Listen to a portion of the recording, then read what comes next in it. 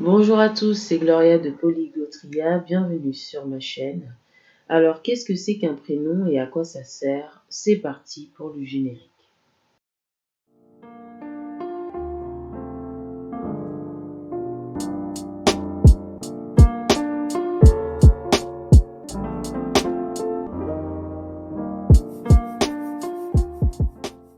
Depuis que vous êtes au monde, vous avez un prénom. Un prénom, c'est un mot qui vous caractérise, qui a été donné par vos parents depuis votre naissance pour vous appeler, pour vous invoquer, pour vous nommer, donc pour permettre à ce que vous puissiez réagir et venir dès que l'on prononce ce mot-là. Un prénom, c'est très important, ça permet à chacun de voir, identifier les personnes, mais surtout, ce qui est beau et intéressant dans les prénoms, c'est que vous avez une forme d'ethnicité. Si vous appelez Martin, vous êtes sûrement français, mais si vous appelez Martine, vous êtes peut-être anglophone, et si vous appelez Martino, vous êtes sûrement hispanophone ou italophone. Donc, un prénom pose aussi une origine ethnique. La deuxième chose qui est importante, c'est que c'est une invocation. Une invocation, ça veut dire un appel. Donc, on vous appelle et le prénom qu'on vous donne va vous donner une signification et un caractère qui va vous, en fonction de ce que vous portez, va déterminer un peu comment vous allez agir. Si vous portez par exemple un prénom qui signifie paix, vous aurez plus de calme en vous qu'une personne qui porte un prénom un petit peu plus guerrier. Donc, je donne un exemple. Une fille qui s'appelle Sophie, qui s'appelle la sagesse, sera beaucoup plus calme qu'une fille qui s'appelle Maxima, parce que Maxima, ça veut dire la puissance, la rondeur. Donc, il y aura un souci d'ego. Donc, vous voyez tout de suite la différence avec le caractère. C'est important aussi de comprendre que derrière, il y a le choix de vos parents. Donc, ce qui est beau dans le prénom, c'est pas uniquement sa signification et le caractère qu'il vous donne, mais aussi l'histoire pourquoi vos parents vous ont nommé comme ils vous appellent. Il y en a qui ont de très belles histoires, il y en a qui ont des histoires très simples, et il y en a à l'inverse qui ont des histoires un petit peu plus personnelles, travaillées, et qui font que votre prénom a une importance assez belle lorsque vous évoquez le pourquoi vous vous appelez tel que vous vous appelez. Un autre point, je disais le caractère. Donc une Sophie est égale sagesse, donc elle sera sage. Une Anne est égale grâce, donc elle sera belle, elle sera gracieuse et dégagera une lumière.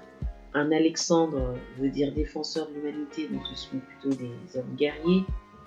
Un Nicolas veut dire la victoire du peuple, donc ce sont aussi des guerriers, et ainsi de suite. Là, j'ai pris quelques noms communs. Vous imaginez bien que en France, il y a des milliers de prénoms communs avec différentes racines linguistiques. Donc, en fonction de comment on vous appelle, il y a des milliers de caractères possibles. Et en plus, si vous rajoutez l'astrologie ou d'autres facteurs extérieurs, vous avez un caractère unique qui vous donne vous, qui vous rend vous-même tout simplement. Un autre point que je trouve intéressant, c'est les surnoms.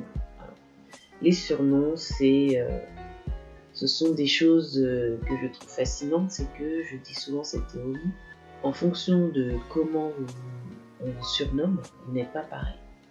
Donc si vos parents vous ont donné un prénom civil, après vous avez un surnom, peut-être ils coupent votre nom, vous appelez Nicolas, ils vous appellent Nico ou Nick, ou Mini, en fonction de là où vous venez. Et ensuite, il peut y avoir les surnoms affectifs de ceux qui vous aiment. Soit on vous appelle par un nom de footballeur parce que c'est votre footballeur star, soit on vous appelle par un autre surnom dû à une histoire qui vous est personnelle et donc ça vous rend fort, soit on vous appelle par un nom affectif par la femme ou l'homme que vous aimez, soit on vous appelle par vos titres, votre titre si vous êtes père, si vous êtes oncle, si vous êtes grand-père, qui vous rendent encore un caractère différent. Donc les surnoms, il ne faut pas les sous-estimer, pardon. Ce sont aussi des mots en fonction de qui les dit et en fonction de l'énergie qu'on met derrière qui vont vous changer. Vous êtes affectueux avec quelqu'un qui va vous donner un surnom affectueux, vous serez beaucoup plus dur avec quelqu'un qui vous insulte. Donc après, on rentre dans la phase de qu'est-ce que l'insulte et pourquoi est-ce qu'une insulte nous dérange. Si je vous appelle oh, vous êtes mon héros ou ma héroïne, vous êtes beaucoup plus heureux que si je vous dis oh, mais vous êtes un lourdeau ou un fardeau. Ça n'a pas le même poids. C'est pour ça que les surnoms ont une importance aussi forte que le nom. Et surtout les insultes, on se rend compte qu'elles influencent aussi nos mal-être et bien sûr notre caractère. Donc les mots, pour le coup, ont vraiment un poids en fonction de qui les dit et qu'est-ce que ça veut dire derrière. Donc en conclusion de cette mini vidéo, ce mini podcast, votre prénom est un caractère. Les surnoms vont vous donner d'autres phases de votre personnalité. Et en fonction de comment on vous surnomme, vous allez développer plusieurs traits différents en vous qui vont vous rendre unique et qui vont justement façonner votre personnalité pour que vous soyez le meilleur de vous-même ou voire le pire de vous-même si on vous insulte. Et c'est pour cela que si jamais vous avez mal, peut-être si vous souffrez de votre prénom, peut-être si vous avez des difficultés dans la vie, mon conseil c'est de vous surnommer par quelque chose qui vous fait du bien. Appelez-vous vous-même votre super-héroïne. Appelez-vous vous-même que vous êtes capable, que vous êtes apte. Donnez-vous un surnom, vous êtes une Wonder Woman si vous êtes une femme. Donnez-vous le surnom, vous êtes un Superman si vous êtes un homme, si vous aimez Superman ou peu importe le super-héros. Permettez à ce qu'on vous appelle par un surnom qui vous valorise, afin que votre ego, vous-même, soyez heureux.